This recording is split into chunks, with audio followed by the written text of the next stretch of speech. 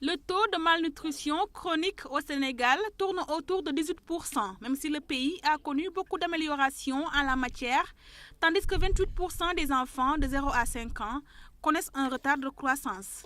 Pour faire face aux carences liées à la production et à la malnutrition, l'USAID vient de mettre en œuvre le projet Yaïdjende.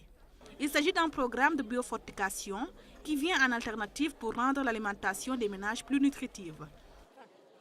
Arriver à ce que l'agriculture soit au service de la nutrition, que ce que nous sommes en train de cultiver puisse au maximum servir les populations qui les consomment en termes d'apport nutritionnel. Il faut envisager une agriculture qui peut produire plus en termes de qualité nutritive sur moins de terre.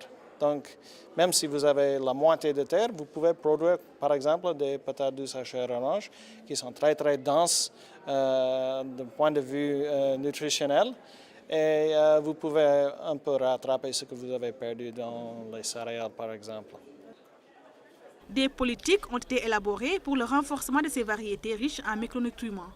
Des spéculations ont été ainsi testées, comme la patate douce à chair orange, le miel fortifié riche en fer, le maïs au batampa, le haricot entre autres pour le projet.